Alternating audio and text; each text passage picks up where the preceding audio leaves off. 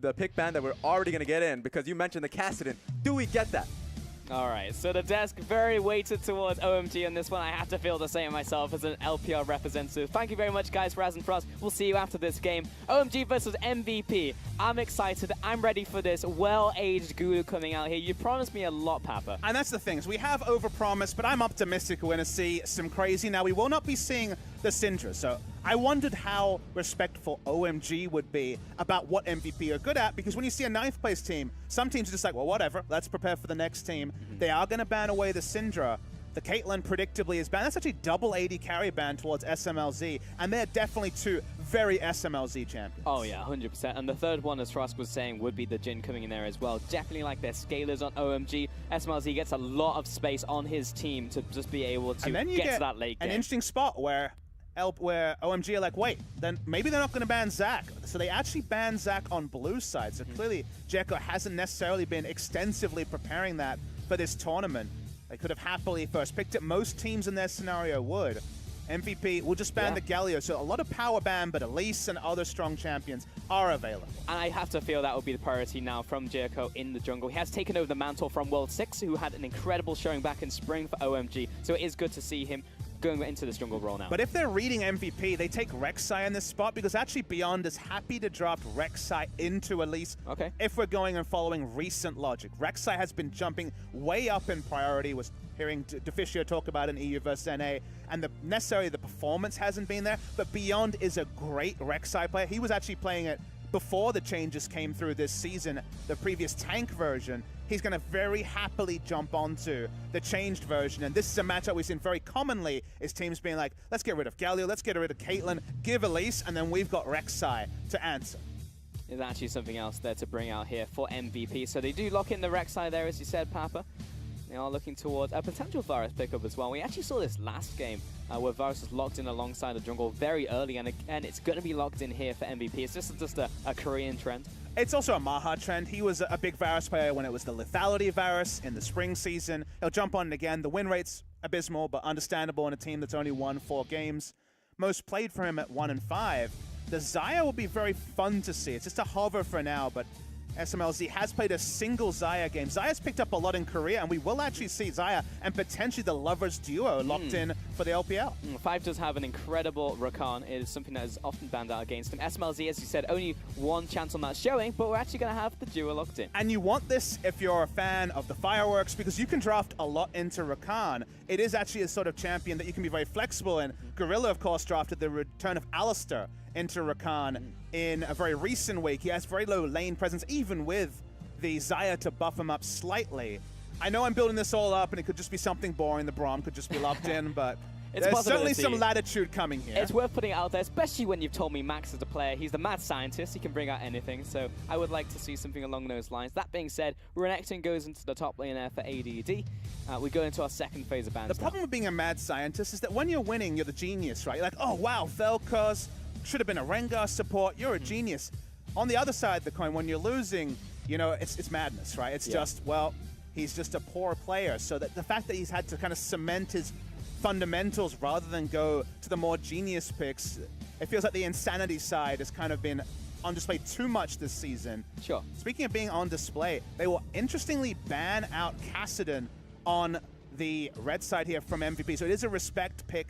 A respect ban over to Icon. They could have just left a counter pick to Ian, but I guess without Syndra, without some of the other standard laning matchups, it's only really been Karma and Syndra where Ian has excelled on, so they just don't want to opt into some of these interesting swing matchups like Kled and Kassadin, and they just ban both of them away. Yeah, I definitely get the Kled against Xiang, but there's still so much open for Icon. I mean, he is the quintessential assassin player in the mid lane coming out of China, so he's got way more in his wheelhouse, but if they want to take away the Kassadin, which, okay, is a big pick in the LPL right now, go for it. Thresh will be banned away against Max here. It looks like they may just prioritize Max's pick. Right now, it's going to be Zyra.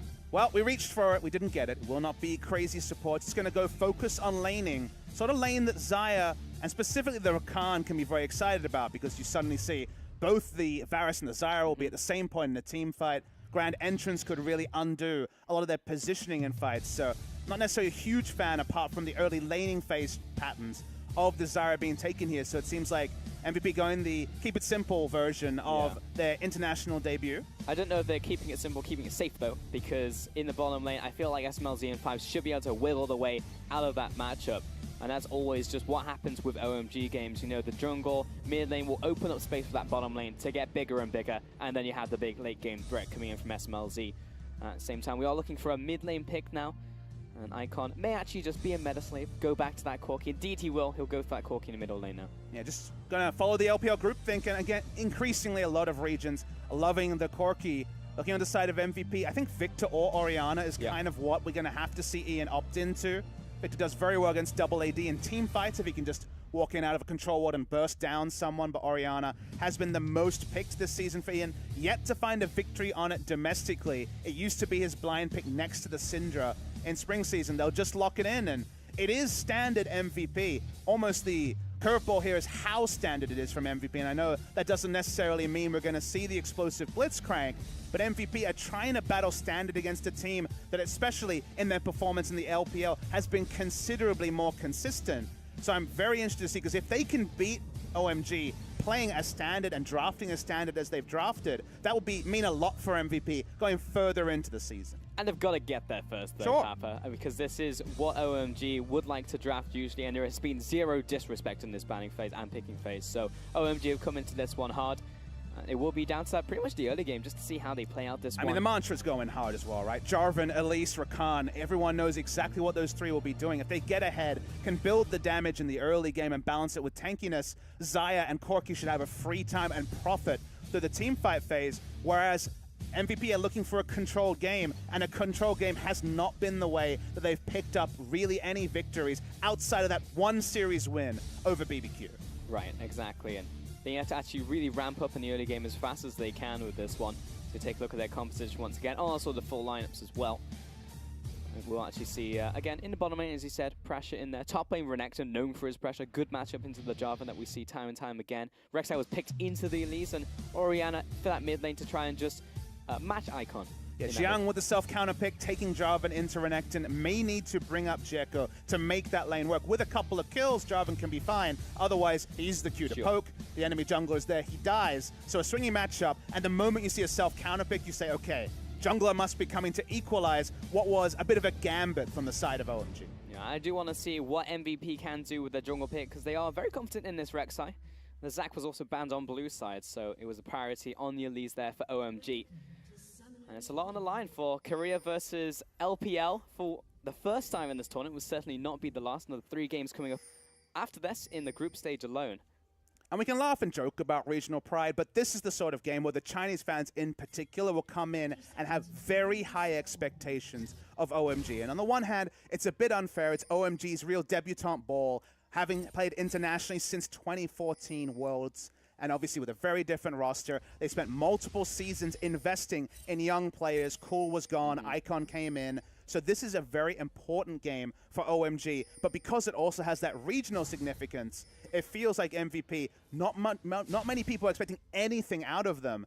And surprisingly, in their debutante ball, they can just come in and just try and play their own game and take whichever result as it comes. Right, regional pride's a big one, Papa. You know, everyone will be out enforcing their Weibos right now, and if OMG loses, probably best not to touch that social media platform for a couple of days, because Chinese fans are brutal. They will come after you, and OMG being this full Chinese roster, the fact that they have been able to achieve so much, they're sitting on cloud 9, but you know how fast that can drop very quickly if they start to lose games.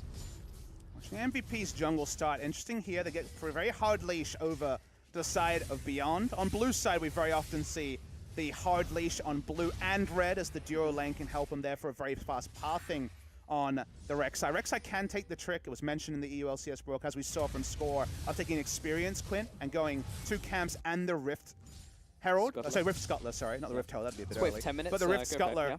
And get a very fast level 3 and potentially visit mid or top lane at a very different angle, given that you have the Shaco-esque ganking paths with the ability to tunnel over. Will that be the top side? Will it just be the full clear? For now, just going towards Krugs. So the optimism over any sort of that. Seems like Beyond doesn't want to try to 2v2 Jekko over the top Rift Scuttler. Sure, and right now, top lane, level 2 advantage over to Xiang very briefly, but for the most part, Renekton will have advantage in that lane. Bottom lane though, Maha and Max should be having a good time, at least in the early laning phase with this matchup. Yeah, Varysira will definitely blast most duos. You can blind pick this duo and think you'll have lane pressure, ceteris paribus, so with other things being equal, but the jungler and of course the flow of the game will change things, and of course when 5 gets access to the quickness, you can hard engage in a way that Zyra's disengage won't allow, so the lane gets better.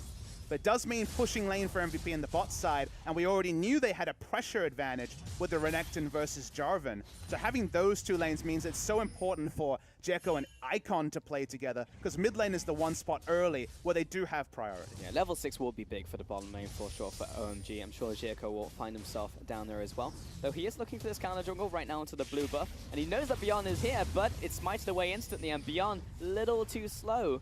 And Jericho gets away with a clean steal. Yeah, and Beyond didn't even go for an early visit topside, show himself, and then kind of accept that his blue buff was stolen. He went for the more farming side, and either way, Jericho read it very smartly. Knew he could come in, knew Icon would also be first to react, just given the nature of Corki, and was happy to play around the one lane where he is happy, the mid lane, and pick up a bonus. So good stuff there from Jericho. Another player making that big international debut. Does mean he has the inside ride to having this blue buff refreshed and having a very fast clear. Yeah, he was filling big shoes coming in after World 6, who had his own amazing debut in the LPL, though Jericho has done an incredibly good job.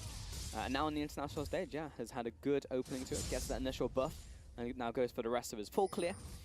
Early back comes in from Beyond, picks up the double long swords, so he'll have a bit more punch as well when he goes for those initial ganks. But ADD pushing in the top lane. Ian doesn't really need anything right now. Icon's gone back to base for his first back, and bottom lane as well is pretty much pushing. So there's nowhere for him really to go at this point in time. And Beyond's build on 7-12 has been Tiamat into Cinderhulk. Now, because the NA vs EU Rift Rivals has been playing on 7-13, most people have been rushing Barmy Cinder because of the buffs coming through. They're not live here. We'll have to wait and see if he varies the build, but on 7-13, but for 7-12, very predictable that he would go for the very strong skirmishing fervor in the Keystone Mastery and also the Tiamat to try to win 2v2s, and very often at least, we'll lose the 2v2 because of that investment in early AD. Beyond, thinking about a top lane gank, places down that control ward real quick, but ultimately Xiang is just being pushed in. You can see a pretty sizable gold lead, or CS lead, is opening up right now for ADD, as he goes back to base and gets the preferential back timing on that one. Icon also panning towards the bottom side, has come back into his mid lane, very equal down there. I mean, both top lane and bot lane know the story, right? You can see very happily Xiang to give up CS, to try to pull the wave when Renekton backs, just to try and do the best in a bad matchup. They drafted specifically the Jarvan expecting that. They probably would have thought something would be a bit more greedy in terms of support role, so maybe they're surprised to see a laning focus from MVP in top and bot lane, so that's going a little bit worse than expected, but it only matters if MVP can actually get a lead around the map. The benefactor when you have pushing or control lanes is usually the jungler. First jungle trade already went the side of Jericho, as we saw with the blue buff steal, so those sort of factors, pushing lanes, really only are important if they translate into objectives. For now, it's happy farm times. Sure. Big trade in the bottom lane, primarily onto 5, but he's going to go back right back up, has multiple biscuits in his inventory. Double team has now picked up from MVP. One in the bot lane as Beyond is looking for this gang. SMLZ may have to burn one of his summoners, depends if Beyond comes in here, which he does, comes in with the knockup as well. Maha also comes down. Back. And a lot of damage onto SMLZ. That's going to be first blood. Huge damage from the Furious Bite, but Jericho not going to let this one slide. Lands the cocoon, but a heal comes up from MVP. Finds that one summoner, and it doesn't look like it will be the kill from here, as Max should be able to saunter away from this one. He did a really good job of body blocking there to stop there being an easy answering kill. Icon will try to poke around, not the most mana. If he does Valkyrie in, it's only going to be a phosphorus bomb and maybe one rocket. He has been spotted by Beyond. I mean, definitely been spotted now. Places down the ultimate, or the big damage from the rockets. Again, 5 going very deep on this one. Jericho wants to get a red, try and find him, but does get the kill onto Maha. Max looks to go down as well, and Icon with another kill. Jericho turns around, lands the cocoon through the minion wave, dodges the Prey Seeker. They're gonna have to execute. Jericho will have to execute now, but it could just be the simple triple kill now for Beyond. Has to walk into it. You know someone's gonna get it, and a triple kill to Beyond to start off the game. Thor 4-0. And that was just so greedy from the side of OMG. Predictable. If you're someone who's watched OMG games, they did not take liberties in the draft, but in the game, they went for a super aggressive turret dive that they didn't need. They could just zone MVP away from CS, take the small advantage in CS, which already was being won by SMLZ, but now that doesn't matter because Beyond is what? maybe it's 100, 200 gold away from a straight-up Cinderhulk. He's 4-0, and that doesn't necessarily mean the game is iced. It's only one person picking up the advantages. But when a Rek'Sai is fed, turret dives are free. There's a lot more damage on the kit. They gave up a lot for very small reward, did OMG. I mean, when you see anybody in professional play with 4 kills in the early game, is essentially, can they transition this into anything else? And that's going to be a question for Beyond in the next couple of minutes, obviously. But he is absolutely gigantic. Has the Barmy Cinder, is very close, as you said, to the Cinderhook, and has a team at this point in time. Joko, very jealous. Yeah, now you just go to the lanes that are already doing well. Guess what? ADD now. The 2 of those together, an almost Cinderhulk at 8 minutes and Tiamat Rek'Sai, and a Renekton who can build AD and have ultimate to give him the health that he hasn't purchased yet. They can tank the turret for about 10 to 15 shots and take down the relatively squishy Jarvan. And whenever you give up these leads to a jungler, the problem spills into whichever damn lane the jungler wants to visit. Sometimes that is the problem with the LPL, though, is the avarice. That if there is a question, should we go for this dive? The answer is always yes. And sometimes it just doesn't work out for you. And you get into that situation where they literally just had to go up. Mid laner rotates and it was nowhere to go. So OMG did put themselves in this position. May have to just go back to the drawing board and just kind of slow this one down for themselves, as they do have SMLZ on a hyper carry. It's one of those situations where people say, well, we invested all this time to get here. Let's make the most of it. We got more members. It'll work out. And it's so unnecessary. It's so... when it comes to professional play, it's unpolished play, and I guess that's not surprising from a team that really does play with confidence, that has been able to explode their region, coming in heavy favorites against MVP. But you have to ask, is the reward here worth what we're investing? The percentages, they're not landslide in our advantage. We're going for a risky turret dive, and the answer clearly was no. Jericho is not dissuaded. He's still going to head in here, look for the potential steal. Ian on the other side. Teleport coming down as well from OMG, and they're just coming in for this one once again. Xiang, level 8 at this point in time. They're looking for the dive again. Did work out the first time. Second time's the charm. Well, Renekton can't be here. It will be a 4v5, but Orianna has already roamed down. And plus, there's no minion wave, so not a good time for OMG. They simply burn the TP essentially for nothing. And Xiang will not go back. Well, he started the recall again. Beyond, I don't think he actually sees him. Didn't see him on the Tremor Sense for certain. And he's out of there. So we're all good. And Renekton able to walk to mid lane, pick up a bit more CS, go back to top lane that was pushing out to him. OMG, worth noting that MVP haven't been able to push up around the Drake, so they do have the control ward sticking around there. They have 3 control wards vaguely in the area of Drake towards the bottom lane, but teleport into a couple of kills into Drake was the playbook, and unfortunately the playbook was aborted before step 1, so they don't get any advantage, and now there will be a teleport advantage for ADD in about 35 seconds time. And you're playing to try and find advantages here, OMG, and MVP essentially haven't needed to do anything to accumulate their advantages. It's simply just reactive plays have gotten them where they are right now. Looking Samsung-esque, our MVP with a draft like this, and certainly not Samsung-esque in the LCK, but you look at the draft like this, sure they do have some pressure, but they seem to be happy to give up small advantages. OMG win at 1 item, because then we'll see the core Trinity Force. Sure. They probably win in the late game because they can close distance, but if MVP can stay up in gold, around 5,000 gold up, not die during the quickness and grand entrance initiation during, of course, the Jarvan Cataclysm as well. If they have the HP and statistics to turn around those fights, then things look really good for MVP. Oh yeah, we have a bit of a wombo here from OMG, which if they fall too far behind, whereas they might here, nice flash! Mid-air in the Flying Dragon, he's put in place. Max doesn't even chime in there for the assist. The 2-man squad, ADD and Beyond, finding that kill. And Beyond's running towards the Legendary. It's 5-0 already in this game, 3 away from that Legendary. They also rotate their duo lane up. It's going to be, with a Deadly Plumage, a quite difficult race for the first brick. Might go the way of OMG. Oh, only just the way of MVP. So another rotation works for them, and they get the bonus of the kill as well. Yeah, photo finish in there, but at the same time, OMG, I don't really use too much on tempo, just the gold in that one. MVP are still significantly ahead in terms of said gold. Well, Rift Herald tempo is something MVP will have, but is a risk now that Corki has already shown himself in the area, and soon Elise will, so won't get the bonus objective in this particular area. Been a really different start than expectations. MVP haven't been playing these sort of keep it simple comps in the LCK, and certainly not executing them, and they're still far away from having executed in this game. But the big assist they got is something that is quintessentially not a Korean playbook. We don't see these super aggressive dives because it's the old prisoner's dilemma. It's all about risk-reward, and Korea was always low to medium risk for medium to high reward. Yeah. That was a high risk, medium to high reward, and ended up just being high risk, low reward. And in China, it's always, hey, I'll go for that 50-50 because I know I can outplay you. And that's why we see so many of these plays, because they just feel like they have the outplay, or they know they can make it work. And the picks, that's essentially what we saw right there from OMG. The picks, I think, also complement that. You look at Jarvan, for example, who started off, ADD was the first top lane Jarvan to play it. Around the same time, Max was the first Blitzcrank. I'm talking about 2017 first. Obviously, has been played in those lanes before. And LCK started with Jarvan priority, and now it's fallen to 43%, whereas LPL's at 75% picked and banned on the Jarvan. The win rate high on the Jarvan. Watching LPL games, the premium is on initiation, because guess what? You need things like Cataclysm and the sort of engage to make those risky dives work.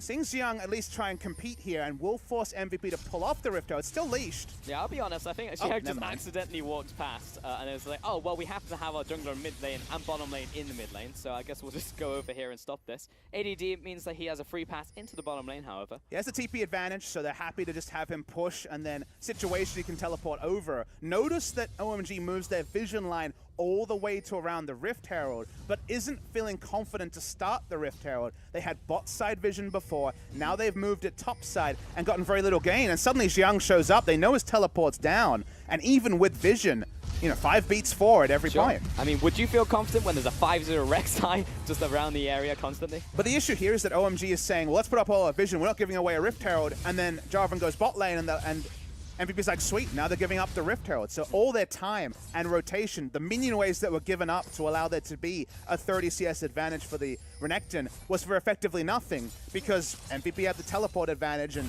OMG are kind of doubling down on losing the maximum because they're wasting their time, and they're also going to lose the objective. Leon just makes a very simple play, goes over the Herald, takes that one away, jumps over the wall, takes a quick path back into his own jungle. So MVP in a pretty damn good place. 1,500 gold advantage, plus the Herald ready to go, even on towers, but surely should be able to crack one of those. The only advantage that OMG does have is that one dragon they picked up at the start of the game, which is a mountain.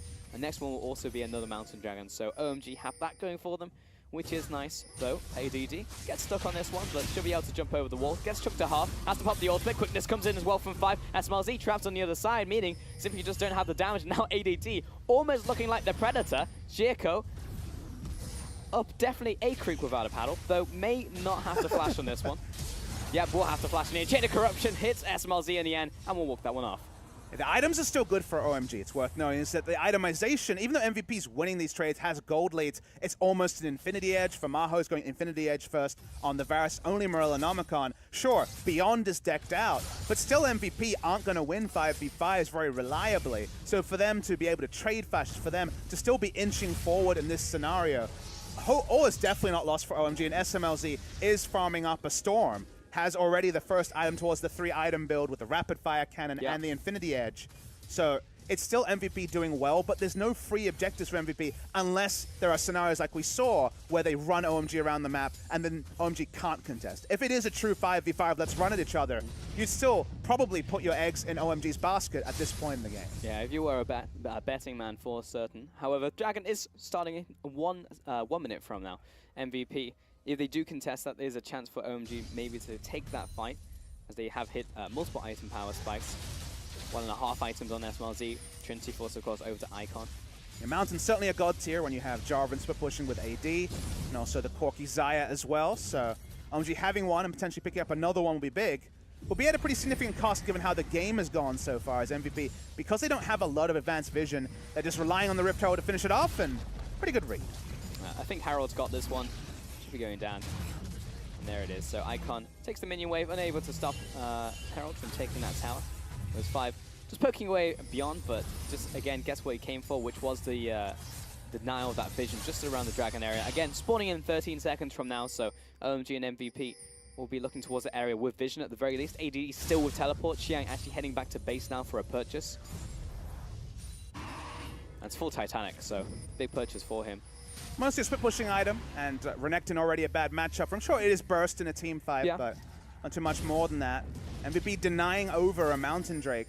is what they're looking for. Beyond patrolling, still with all the kills for his team. As the control ward comes down, OMG don't really have vision of this either. As he places down a ward here and picks a brush. He's looking for the teleport. It's a very deep one without home guard, so he'll take a while to get there. That's true, but Icon is split from the team here. OMG got this pincer move. Beyond again, can keep there's leashing another it. pincer coming in from ADD on the backside. Quickness used, locks him in place. Take a lot of damage onto this tank already, but Fight will have to jump away from this one. Jericho goes down, and Icon tries to do the damage from the bottom side. Return kill onto Ian. Beyond, flash, knock up, coming onto SMLZ. He comes in with his own ult spin, but he quickly goes down. Meanwhile, Max trading off into the side, and ADD, 1v1, not gonna happen. Icon puts him 6 feet under, and that will be 4 kills over to OMG. And now the misread is on the side of MVP with a very deep teleport.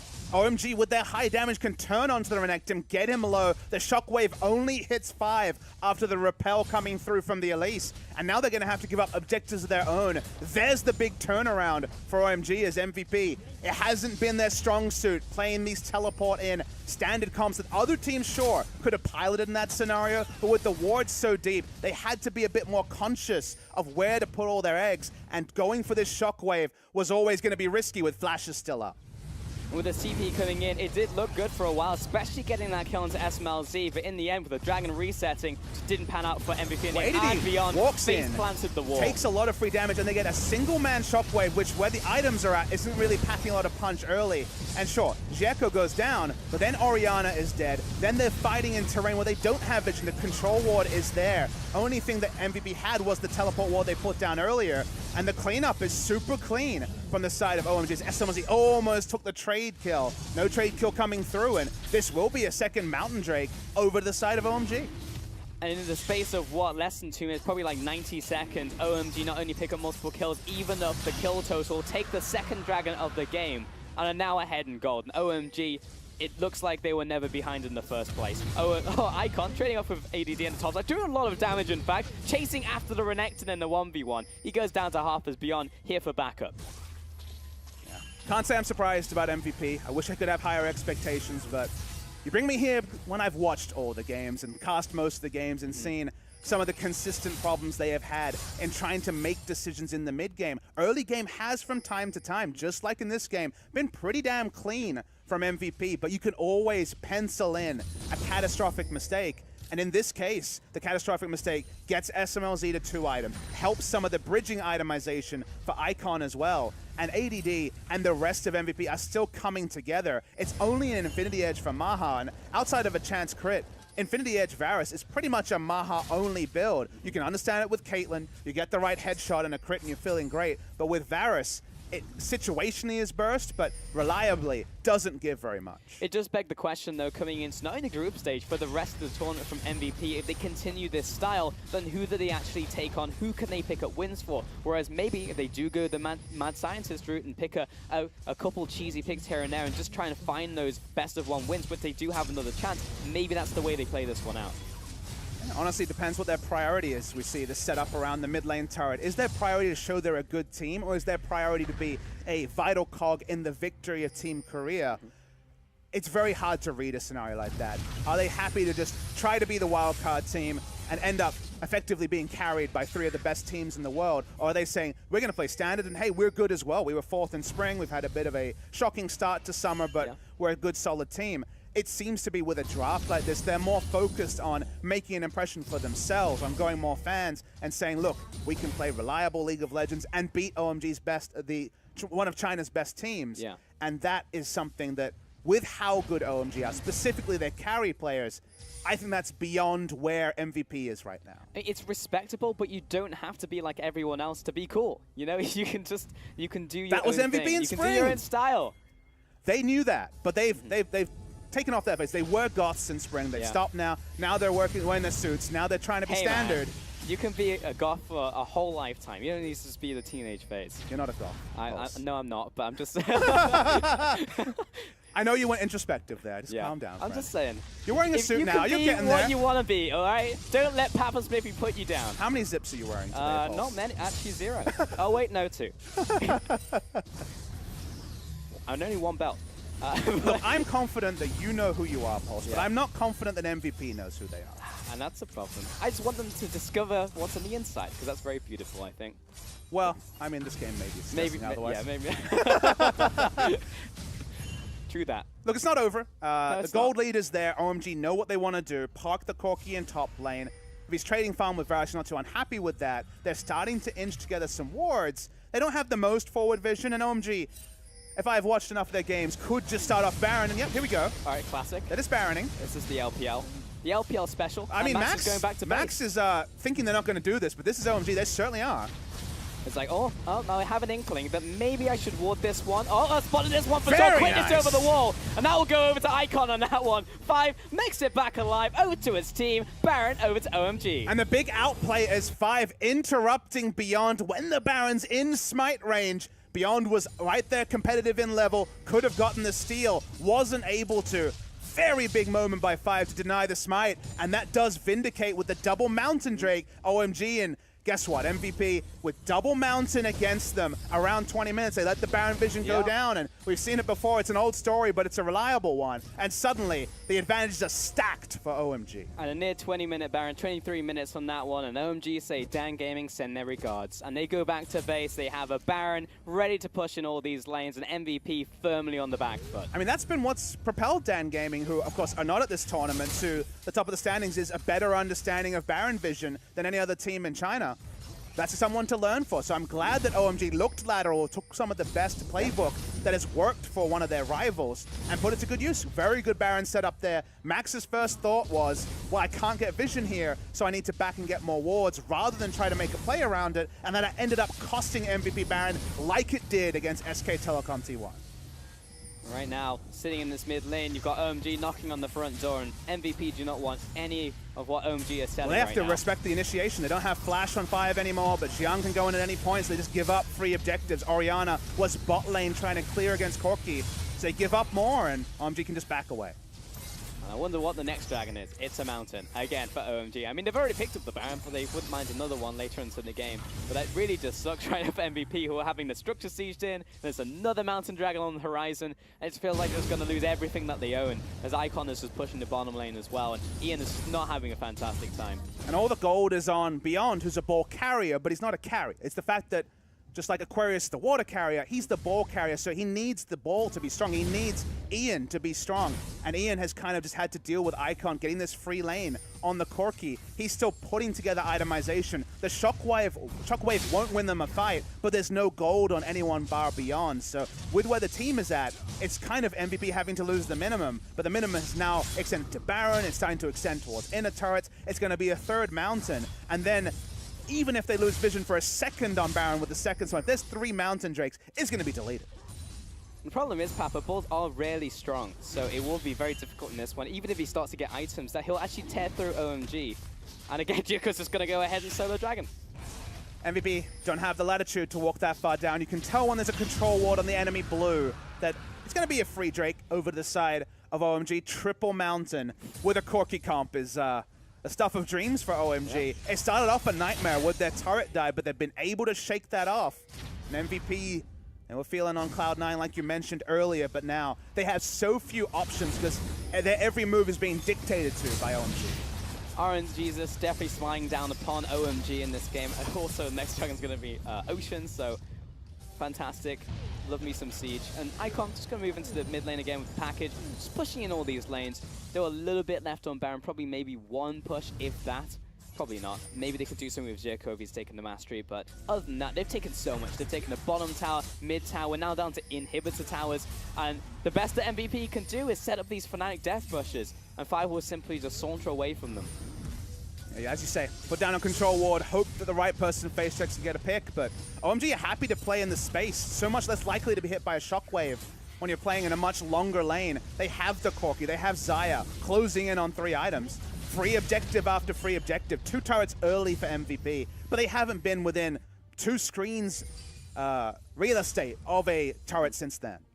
A new line has been drawn in the sand though for MVP. They've lost all the inner turrets, yes, and at 20 minutes that's quite damning, but they still have this line here with the inhibitor line, so perhaps they can hold it here, but with none of the gold being on any of the carries outside of their front line Beyond, it does seem like a pipe dream. I mean, you sub in 3 Ocean Drakes for 3 Mountains, and you're like, okay, you know, the easy objectives are gone. That's a very standard color point. The easy objectives are gone. Now they have to dive. Maybe they don't want to dive, or now they're going to have to really significantly out-rotate. But when there's 3 Mountains, you can just have Corki starting to snipe away at an inhibitor turret in bottom lane while 2 people rush down the Baron. They do so much Baron damage with even just Elise, Jarvan, and the Xayah that they don't need more than 3 members to take the Baron with 3 Mountain Drakes. And that means that the holding pattern play from MVP, Beyond might not even be able to get in Tremor Sense vision of the Baron, because for now, every brush is a death brush compared to MVP, who have to have a brush so close to their base to make anything happen. And if you cover the name tags here, Papa, and you say, all right, right now, it's just a Korean team on this side, do you say that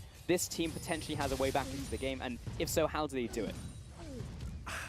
My first impression is no. The moment that you fall behind to Xayah getting close to 3 items and Rakan, when you went for this Orianna Varus draft that's more about a static line of damage in the back line, Jarvan can get in there, or the Grand Entrance will come through from the quickness, and they'll be able to answer that instantly. And just with the amount of follow-up damage and the rockets, MVP, they just can't get out of the base barring some miracle pick. Yeah. And OMG is so split that it's never going to be 1 pick into 2 into a Baron for the side of MVP. So, sure, there could be shenanigans. We could see a Baron steal and then anything can happen. There's always a chance for an outplay. But if OMG play even close to a standard playbook, there should be no latitude for the craziness to happen.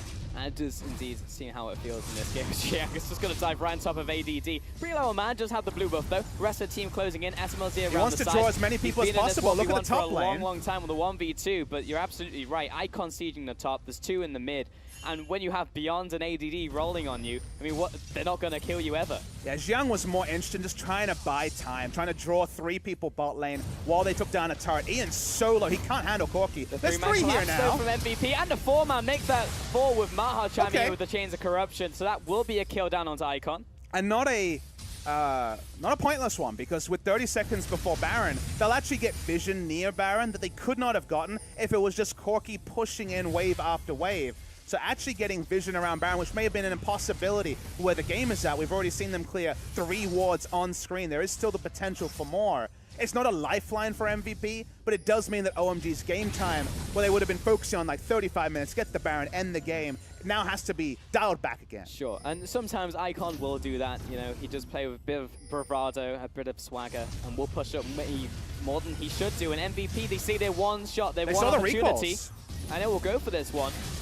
They saw the recall. Xiang is here and in position. Elise is too. This is going to have to be a steal attempt. MVP trying to force it. But everyone's here now from OMG, so regardless of who picks it up, and it will be MVP. Massive charm. 3-man knockup on top of that one as the Cataclysm comes down, and Ian is removed from the map. AD tries to retreat, has the goggles still running, but now he is dead meat. He is definitely crocodile meat on this one. Put him on the Barbie because he goes down. 3 more kills over to OMG, and the Baron needs to survive with this one. Beyond goes back to base, and Max will limp away from the battlefield. Yeah, smart move from MVP to force down the Baron. They probably never would have been able to start it in any other scenario, but it was always going to be the killing fields afterwards. Xayah's pass-through damage, hit 3 items, even has the QSS. Icon free hitting as well. They do not have a tanky frontline, even with Beyond, to occupy Icon and SMLZ at their item spikes, so they don't need to care about Baron. They would have loved it. They would have confirmed the game victory. They're going to keep pushing through. The death timers might stop them ending the game, but no one told OMG they're going to try for it right now. Of course they are. They're going to go right down the mid lane. MVP fans are definitely going to wince at this one because a lot of damage is going to go down, but Max, massive ultimate coming in. He may fall to Icon, but he dodges the last rocket. Everyone backing away, and that's 2 kills over to the Rek'Sai, who's still going. We'll back away now, Ian, and Maha coming in. Excuse me, Zeko managed to survive as he went up the rappel. Teleport's pretty deep. It's coming from the Baron pit. Who will OMG surrender? Someone has to die. Probably going to be Zeko on this one. Looks like OMG are going to go ahead and split up and search for clues, but Zeko may be caught in this one. It's going to be slow. ADD wants to try and catch up the slice, but no dice just yet. Nice smite, does some 300 HP. Xiang still dead. No, not shot through the heart. He goes down. 3 more kills over to MVP, but it was very close. Though props to Beyond. He did jump in there and save the day. I do love that OMG never disregard their roots. They still go for the end. They didn't need to. They saw that the respawns were coming in 5 seconds. Whatever, let's finish the game. Weren't able to do that. You invite MVP back to a party enough times, and certainly something could happen. Still going to be super against OMG. We see the replay. The Goaltending job of Ian to stop the smite from coming in was very good, but this is what happens. Any target from Xiang is going to lead to SMLZ, and also, Corki wasn't there yet, but eventually if Corki was there, free target selection and kills. SMLZ on his own was doing the damage dealing, and that fight continues to load up. They'll have to go back to wave clear. The gold lead stays around 5,000. OMG are still, it feels, a couple of picks away from ending the game. But every time we try to have that high expectation for either of these teams, we get burned because both of them make some mistakes, and it kind of brings the game a little bit more into line. Sure, and while that does happen a lot for OMG, they often win out in the end, so the ending to the story is mostly happy, but yeah, the journey there is almost never pretty for them. And that being said, Max landed a killer ultimate off the back end of that team fight, so again, props to him and Beyond for the stellar two-man defense. Though I'm not sure it's going to happen again. I'm not sure if Lightning is going to strike twice, because OMG will probably play it smarter from here on out. I'd like to see Beyond, with all his extra gold, really work his way towards something like a Knight's Vow. He doesn't have one in this game. He's been trying to dive with Renekton, but that plan isn't going to work. If they try to face tank Xayah and Corki, they will die very, very quickly, kind of regardless of item. So Beyond, with his gold, could have gone into just trying to negate the AoE, because if you get a Locket with all the bonus health he's already built up in the Cinderhawk, the Locket can negate Jarvan's instant damage, and then Jarvan doesn't really do much. He walks around poking people with his Q, but that's really all he will contribute. Instead, they don't have any negation there. They actually have almost no lifesteal. No lifesteal at all on the side of Maha. So the burst is actually still relevant when it could have been nullified by a shield. Right. So there is still a chance. There's always a chance. There's always a chance in League of Legends. Unless SKT's playing, then there's no chance. Hey, it's best of ones, man. Anything can happen. But with 34 minutes in, it feels like we are longer just because we've had a lot of These minion waves just explode when Icon looks at them with his build, and also the 3 Mountain Drakes. Love me some Static Shiv. Static Shiv crit plus 30% bonus equals goodbye minions. Does mean that MVP will never have a ward. They have 2 teleport wards down the lane, but ADD doesn't have teleport just yet. OMG smartly playing 3 lanes. They don't want to group for a shockwave, so 3 lane is the right approach from them, even if Xiang probably won't be able to get any turret damage in the face of a Renekton. And we're slowly pushing in now, chipping away at these 2 side lanes. However, the mid lane will need to be addressed by Icon somebody. just wants 2 autos. And Beyond, not the best at particularly defending his Icon in this one. Definitely feel that they've won the rock, paper, scissors matchup. Beyond will have to back away. Flag drag doesn't quite connect. ADD tries to jump on top, gets the stun as well. Looking for the shockwave and takes out Icon where he stands in his 1 versus 3. Xiang trying to get to the rest of his team. He's got the Guardian Angel running, but Hart locks him down. He goes down once and will probably come back and go down a final time as he does flag and drag over the wall. Beyond looks for the chase, but Xiang may have opened up enough distance. Icon playing on the razor's edge, so unnecessary. Dies with both summoners up on Corki, who disrespect flashed at any moment, but disrespect is his middle name, and it costs him in this case. Is it just going to be time delay, or is it the Orianna piecing together a better and better item build? It is very much the cheap 3 items from him, but enough to be relevant when Icon just stands up and salutes as the shockwave takes him down. It's starting to get there, Papa. With those 2 more kills over to MVP, plus the Baron on the horizon. I mean, OMG, to be fair, will be up when the objective spawns, but they cannot sacrifice any more kills. And this is allowing MVP time in this game that they shouldn't otherwise have. And it's just that weird scenario where MVP, they can't get wards out. So they don't know what the lane assignments are. They see Corki and like, oh crap, we've got 2 melee champions going to take the turret for free. And that could have been a freebie. And it was a freebie gotten by all the smart play from OMG. Their rotations, the kills and the lead that they got, but then Icon just kind of throws everything around that by not just flashing at any point, healing at any point. Instead, just kind of accepts that there's going to be a team fight loss, and that's the part where you're like, okay, OMG, you're doing the right thing, just tighten it, just, you know, get those rough edges and smooth them a little bit, and then your game plan is smart, then your game plan is a winning one even on the world stage.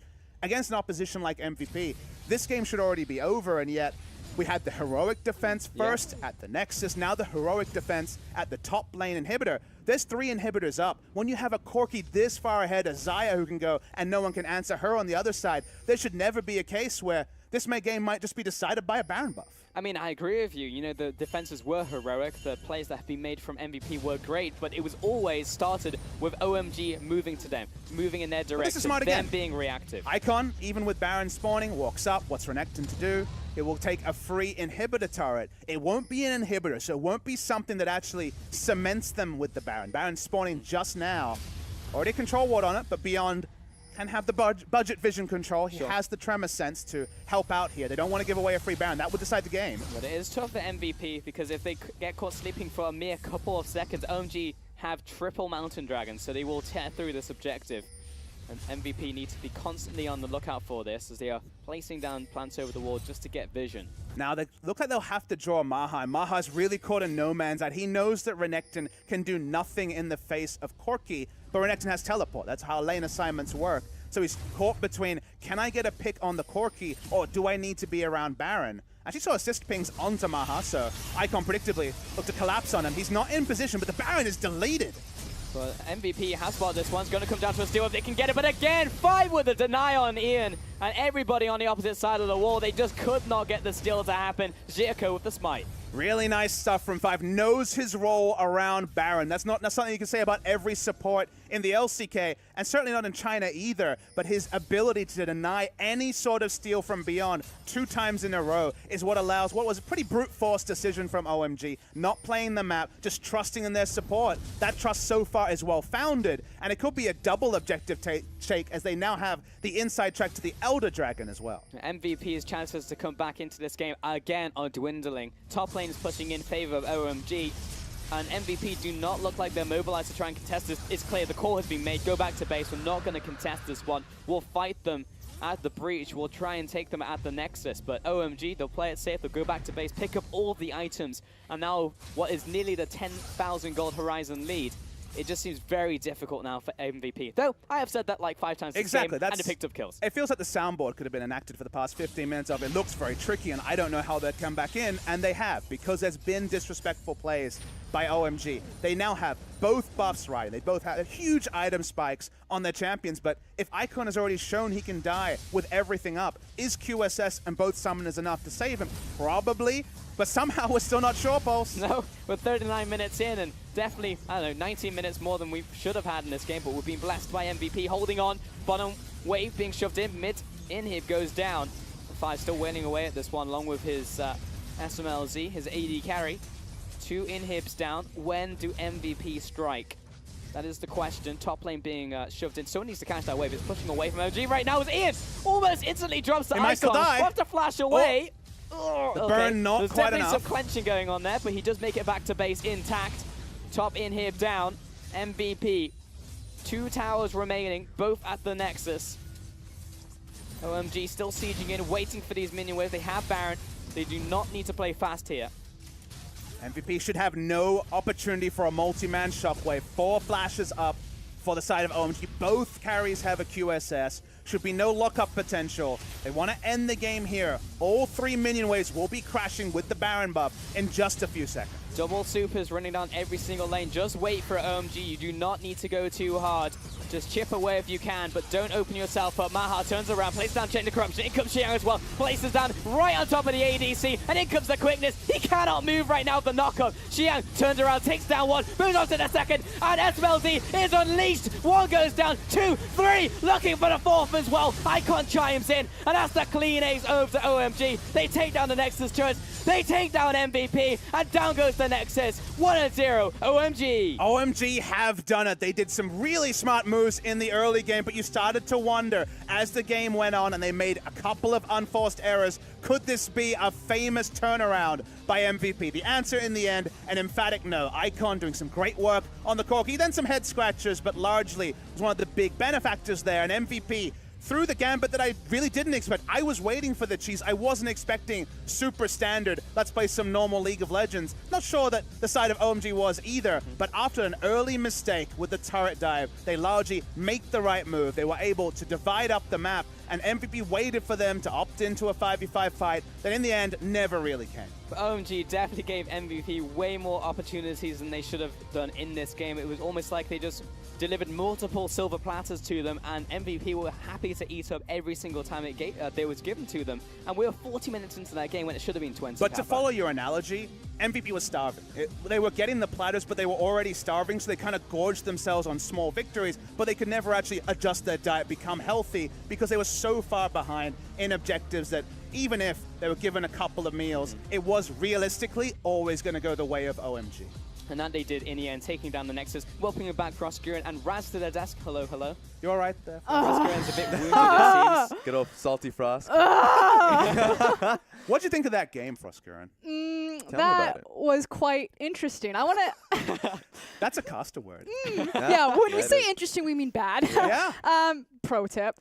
So let's start about the draft. Okay. OMG, we said that they have a tendency to be a bit disrespectful in their drafts, that, you know, sometimes they'll just pick these scaling compositions and just completely open themselves up to the early game sucker punch. Exactly one of these drafts. Sure. The point that I want to circle, though, is the blue side Zac ban. Jaiko, wow, I butchered his name there. There we go. That's how tilted I am. Oh, no. Jaiko is known as a Zac player. You know, when World 6 was subbed off the roster, we're like, oh, can he not play Zac? One of his intro games is this Zac was left open, he got the priority pick on it, and he ran away with it. And I don't necessarily dislike banning Zac on blue side. I dislike banning Zac on blue side and then having Elise as a priority when Rek'Sai is open, and then picking losing lanes, like taking the Jarvan into the Renekton, not taking pushing support, and pretty much losing your entire map in any sort of early game that you have. And I follow what you're saying, because MVP, as you say, outpicked them in a lot of scenarios, and if they were a better team, if it was SKT, would have gotten you'd be punished. like, well, OMG, it all started in the draft. And in some ways it did, but MVP just couldn't actually stick the landing on what was really nice lanes, all things considered. Yeah. They sucked them into the Elise pick and were ready and waiting with the Rek'Sai, as they have multiple times before, which actually goes to OMG's scouting rather than MVP's scouting, because they got the position they wanted. They had the counter pick because they forced a Jarvan pick into Renekton. It ultimately didn't matter, but the draft from MVP, while not playing to their tendencies, did actually kind of expose some flaws in OMG's drafting. Yeah, and I think that one thing to take away from it was, even though there was poor lanes across the board, even a poor jungle matchup for OMG, somehow 5 and SMLZ were still ahead of curve in CS, really out-pressuring the lane simply because the all-lane potential is really risky, so I think Maha just kind of played it back.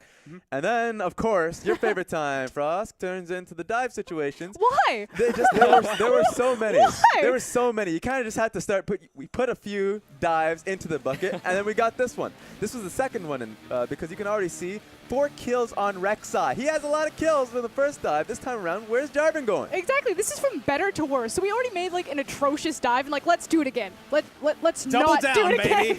I know. We'll make this better. We'll dive with Jarvan again. And in the meanwhile, 96 CS for Renekton, he's already just free farming topside. He ended up dirty farming. He was doing so well topside. What ended up happening for OMG? So it was one of those moments where you're just like, uh-oh. This is the type of game we're getting. I mean, I was like, wait a minute. I was like, okay, I expected scaling. I expected scrappy skirmishes. I didn't expect 2014, 2013 LPL dives randomly appearing. And that's exactly what we got. Oh, yeah. They We tried the just need to freight embrace it a train. little. They tried to bring back the freight train. Yeah, they did. It just didn't work. They did. And just to emphasize again, because I know we have a lot of international viewers who haven't really been keeping up with OMG, they don't normally do that. Like, I know OMG has the reputation Sure, for but that. what do OMG normally do? Because I feel like even that is kind of up to interpretation. That's, I guess, fair. They are inconsistent. What they do is disrespect. We saw that multiple times from Icon, you know, overreaching the top lane, giving away free kills, giving away tempo advantage on Barons, looking for greedy drafts like that. That's 100% normally what OMG do. But just randomly look for really foolish dives, that's not really their MO. And what is their MO is when they do get to the mid game, when they do get to the late game, when you saw the damage coming out of Xayah and you saw the damage coming out of Corki, and they were able to play those team fights so damn well. And so that just comes into the next replay, where OMG felt like their backs were against the wall. And the TP comes in pretty deep. You're like, uh-oh, OMG. Wait a second. Frost, what's happening? I was pretty much underneath the couch at this point because I was like, oh no, MVP, they've got this. Oh wait, he's in the back line. And then just watch SMLZ here. He does a phenomenal job disengaging. He will have multiple people pile in on top of him while Icon is just obliterating the sideline there. But he's able to disengage. And when he disengaged with his Feather Dance, there he goes. He's actually going to catch Maha there on the side with the root. And it's like, 100% the AD carry should have gotten away there, but it doubles down because then SMLZ has all of these items. And then I have to look at the MVP side of the coin where you understand what they're trying Please. to do. Peel over, look for an engage. Yep. But then you remember they're engaging on Featherstorm and also the Repel. Didn't even need to use the Featherstorm for the first engage. So it was a very low chance of working to begin with. And the teleport ward was so deep, it was too early for there to be home guards. So it was going to take a long time, be kind of telegraphed, and then have a low chance of winning. And that's you know, unfortunately also the MVP mid-game decision-making that's dogged them in summer season. But you can always rely on SMLZ in the end. You know, he'll never... He's like the one force in that team which is not the Bavada, you know? He's not overextending. Sometimes he'll go with the team short and go down with the ship, but he will never be instigating that, and he had just perfect positioning as always. The other guy that I really want to compliment that game was 5. I feel like he, alongside... Those interrupts. Oh. Exactly. Yeah. Alongside SMLZ was the only guy who was really playing that game to win. There was multiple times where they have the Baron buff. You see him, you know, already pushing a side lane. But this guy on Rakan, he shouldn't have this champion. He denied and secured every Baron for OMG when they were taking 50-50 Barons to start with.